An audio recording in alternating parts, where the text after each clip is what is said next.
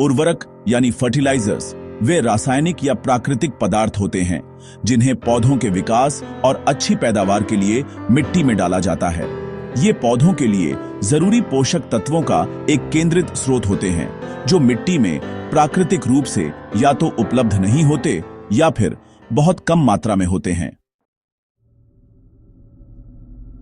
उर्वरक, जिन्हें अक्सर रासायनिक खाद के नाम से जाना जाता है, जैविक खाद जैसे गोबर की खाद से इस मायने में अलग होते हैं कि ये फैक्ट्रियों में कृत्रिम रूप से बनाए जाते हैं। वहीं जैविक खाद प्राकृतिक पदार्थों के सड़ने से बनती है। कृषि में उर्वरकों का उपयोग एक आधुनिक तकनीक है जिसने सच में वैश्विक खाद्य उत्पादन में क्रांति ला दी है। इन्होंने प्रति हेक्टेयर पैदावार को कई गुना बढ़ा दिया है, जिससे दुनिया की बढ़ती आबादी के लिए भोजन की आपूर्ति सुनिश्चित हुई है। हालांकि उर्वरकों का सही उपयोग और उनके प्रकारों को समझना बहुत जरूरी है, क्योंकि अगर इनका गलत या अत्यधिक उपयोग किया जाए तो इससे पर्यावरण और मिट्टी दोनों को नुकसान हो सकता है। यह लेख उर्वरकों के विभिन्न प्रकारों, उनके गुणों, उपयोग के तरीकों और उनसे जुड़ी सावधानियों का विस्तार से वर्णन करेगा। पौधों को स्वस्थ विकास के लिए 17 आवश्यक पोषक तत्वों की आवश्यकता होती है। इन पोषक तत्वों को उनकी आवश्यकता के अनुसार 3 मुख्य श्रेणियों में बांटा गया है। प्राथमिक मैक्रोन्यूट्रिएंट्स, ये वे पोषक तत्व हैं जिनकी पौधों को सबसे अधिक मात्रा में आवश्यकता होती है। इन्हें उर्वरकों का आधार माना जाता है। नाइट्रोजन यानी कि नाइट्रोजन पौधों की पत्तियों, तनों और समग्र वानस्पतिक वृद्धि के लिए आवश्यक है। यह क्लोरोफिल का एक महत्वपूर्ण घटक है जो कि प्रकाश संश्लेषण के लिए जरूरी होता है। फास्फोरस या फास्फोरस जड़ों के विकास, फूलों के बनने, फलों और बीजों के विकास के लिए बहुत महत्वपूर्ण है। इसके अलावा यह पौधों में ऊर्जा हस्तांतरण में भी भूमिका निभाता है। पोटेशियम, जिसे पोटासियम भी कहते हैं, पौधों को रोगों और सूखे से बचाता है। साथ ही यह फलों की गुणवत्ता, आकार और रंग में सुधार करता है। इसे अक्सर फसल का राजा भी कहा जाता है। द्वितीयक मैक्रोन्यूट्रिएंट्स, ये प्राथमिक मैक्रोन्यूट्रिएंट्स की तुलना में थोड़ी कम मात्रा में आवश्यक होते हैं। कैल्शियम कोशिका भित्ति को मजबूत करता है। मैग्नीशियम क्लोरोफिल का केंद्रीय घटक है। सल्फर, या जिसे हम सल्फर एस भी कहते हैं, प्रोटीन और विटामिन के निर्माण के लिए आवश्यक है। यानी पौधों के स्वस्थ विकास में सल्फर की भूमिका बहुत महत्वपूर्ण है। सूक्ष्म या माइक्रो पोषक तत्व ये बहुत कम मात्रा में आवश्यक होते हैं, लेकिन इनकी कमी से भी पौधों का विकास रुक सकता है। इनमें लोहा, जिंक, मैंगनीज, तांबा, बोरॉन, मोलिब्डेनम, क्लोरीन और निकेल शामिल हैं। उर्वरकों को उनके पोषक तत्वों की संरचना, भौतिक रूप और स्रोत के आधार पर कई श्रेणियों में वर्गीकृत किया जा सकता है। ए, पोषक तत्वों के आधार पर वर्गीकरण। यह सबसे आम वर्गीकरण है। पहला, नाइट्रोजन युक्त उर्वरक यानी नाइट्रोजनस फर्टिलाइजर। ये उर्वरक पौधों को नाइट्रोजन प्रदान करते हैं। यूरिया, जिसे अंग्रेजी में यूरेया और रासायनिक सूत्र CONH2 से जाना जाता है, दरअसल एक बहुत ही महत्वपूर्ण नाइट्रोजन युक्त उर्वरक है। इसमें पोषक तत्व के रूप में लगभग 46% नाइट्रोजन होता है। यह सबसे अधिक उपयोग किया जाने वाला नाइट्रोजन उर्वरक है क्योंकि इसमें सबसे अधिक नाइट्रोजन प्रतिशत पाया जाता है। इसके गुणों की बात करें तो यह सफेद रंग का दानेदार ठोस रूप में मिलता है और पानी में बहुत अधिक घुलनशील होता है।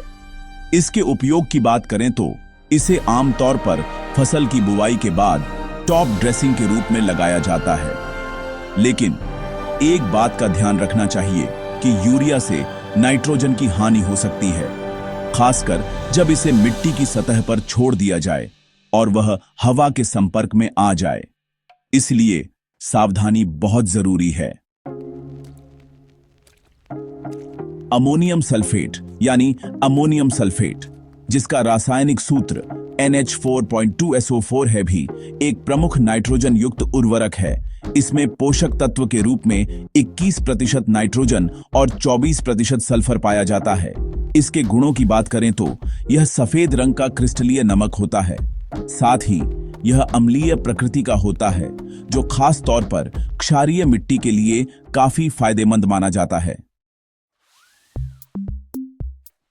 कैल्शियम अमोनियम नाइट्रेट, जिसे CAN के नाम से भी जाना जाता है, एक और महत्वपूर्ण नाइट्रोजन युक्त उर्वरक है।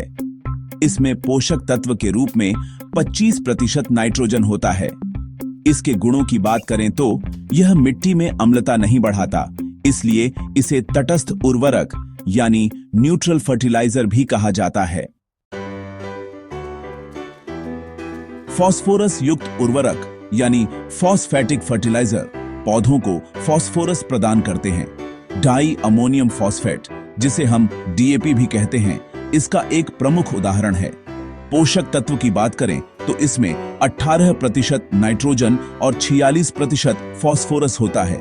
यह एक मिश्रित उर्वरक भी है। इसके गुणों की बात करें तो यह भूरे रंग के दानेदार रूप में मिलता है। यह पानी में घुलनशील होता है और पौधों को तुरंत उपलब्ध हो जाता है। DAP का उपयोग बहुत लोकप्रिय है, खासकर बेसल उर्वरक के रूप में। इसे बुवाई से पहले या बुवाई के समय मिट्टी में मिलाया जाता है। सिंगल सुपर फॉस्फेट यानी SSP भी एक प्रमुख फास्फोरस युक्त उर्वरक है। इसमें 16% फास्फोरस और 11% सल्फर पोषक तत्व के रूप में होते हैं। इसके गुणों में सबसे खास बात यह है कि यह भूरे रंग के पाउडर या दानेदार रूप में आता है और फास्फोरस का एक सस्ता स्रोत है। पोटेशियम युक्त उर्वरक यानी पोटैशिक फर्टिलाइजर पौधों को पोटेशियम प्रदान करते हैं। म्यूरेट ऑफ पोटाश या MOP इसका सबसे आम उदाहरण है। इसमें 60% पोटेशियम पोषक तत्व के रूप में होता है और यह सबसे आम पोटाश उर्वरक माना जाता है। इसके गुणों की बात करें तो यह लाल या सफेद क्रिस्टल के रूप में मिलता है। उपयोग की दृष्टि से इसे आमतौर पर बुवाई से पहले या टॉप ड्रेसिंग के रूप में प्रयोग किया जाता है।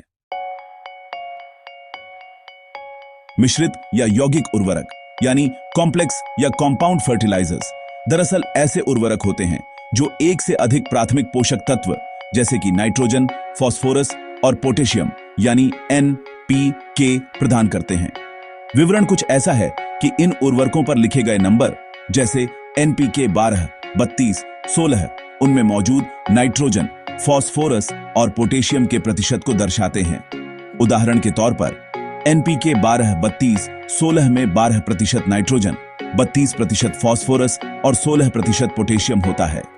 इसी तरह NPK 10, 26, 26 में 10% नाइट्रोजन, 26% फास्फोरस और 26% पोटेशियम होता है।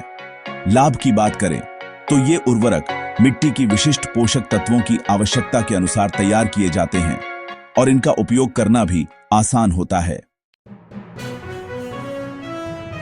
अब बात करते हैं भौतिक रूप के आधार पर वर्गीकरण की। ठोस उर्वरक या सॉलिड फर्टिलाइजर्स सबसे अधिक उपयोग किए जाने वाले रूप हैं। दानेदार यानी ग्रैन्युलर उर्वरकों को समान रूप से फैलाना काफी आसान होता है। चूर्ण या पाउडर्ड उर्वरक पानी में बहुत जल्दी घुल जाते हैं। पेलेट्स या पेलेट्स बड़े दाने होते हैं जो धीरे धीरे घुलते हैं। तरल उर्वरक यानी लिक्विड फर्टिलाइजर्स भी एक महत्वपूर्ण विकल्प हैं। इनका उपयोग सिंचाई के पानी के साथ, जिसे फर्टिगेशन कहते हैं, या सीधे पत्तियों पर, जिसे पर्ण स्प्रे या फोलियर स्प्रे कहते हैं, स्प्रे किया जाता है। इनके लाभ की बात करें तो पोषक तत्व पौधों द्वारा जल्दी अवशोषित हो जाते हैं और इनका उपयोग भी बहुत कुशल होता है। उर्वरकों का सही उपयोग करने के लिए कुछ महत्वपूर्ण बातों का ध्यान रखना चाहिए ताकि वे अधिकतम लाभ दें और नुकसान न पहुंचाएं। मिट्टी परीक्षण यानी कि सॉइल टेस्टिंग उर्वरकों का उपयोग करने से पहले सबसे महत्वपूर्ण कदम है। इससे पता चलता है कि मिट्टी में किन पोषक तत्वों की कमी है और कितनी मात्रा में उर्वरक की आवश्यकता है। सही मात्रा यानी कि आवश्यकता से अधिक उर्वरक का उपयोग पौधों को नुकसान पहुंचा सकता है, मिट्टी की गुणवत्ता खराब कर सकता है और प्रदूषण का कारण बन सकता है। हमेशा निर्धारित मात्रा का ही उपयोग करें। सही समय भी बहुत जरूरी है। उर्वरक को फसल के विकास के सही चरण में ही लगाया जाना चाहिए। जैसे नाइट्रोजन को वानस्पतिक वृद्धि के समय और फास्फोरस को बुवाई के समय लगाया जाता है, भंडारण का भी महत्व है। उर्वरकों को नमी से दूर सूखे स्थान पर संग्रहित करना चाहिए, क्योंकि नमी उनके भौतिक गुणों को बदल सकती है और उनकी प्रभावशीलता को कम कर सकती है। पर्यावरण के प्रति जागरूकता भी जरूरी है, क्योंकि उर्वरक के उपयोग से मिट्टी और पानी में नाइट्रेट और फॉस्फेट का रिसाव हो सकता है। इसलिए जल स्रोतों के पास उनका उपयोग सावधानी पूर्वक करें। उर्वरकों के अत्यधिक और अनियंत्रित उपयोग से कई पर्यावरणीय और स्वास्थ्य संबंधी समस्याएं उत्पन्न होती हैं। जल प्रदूषण मतलब खेतों से बहकर जाने वाला अतिरिक्त नाइट्रोजन और फास्फोरस नदियों, झीलों और तालाबों में जमा हो जाता है, जिससे सुपोषण यानी यूट्रोफिकेशन की समस्या पैदा होती है। इससे शैवाल की वृद्धि बहुत अधिक हो जाती है, जो पानी में ऑक्सीजन की कमी का कारण बनती है और जलीय जीवन के लिए हानिकारक होती है। भूजल प्रदूषण भी एक बड़ी चिंता है। उर्वरकों में मौजूद नाइट्रेट्स धीरे धीरे मिट्टी में रिसकर भूजल को प्रदूषित कर सकते हैं। अत्यधिक नाइट्रेट्स वाला पानी पीने से स्वास्थ्य संबंधी समस्याएं हो सकती हैं। मिट्टी की गुणवत्ता में भी कमी आ सकती है, क्योंकि लंबे समय तक रासायनिक उर्वरकों का उपयोग मिट्टी में जैविक पदार्थों को कम कर सकता है। इससे मिट्टी की संरचना खराब हो जाती है, जिससे वह कठोर और कम उपजाऊ हो जाती है।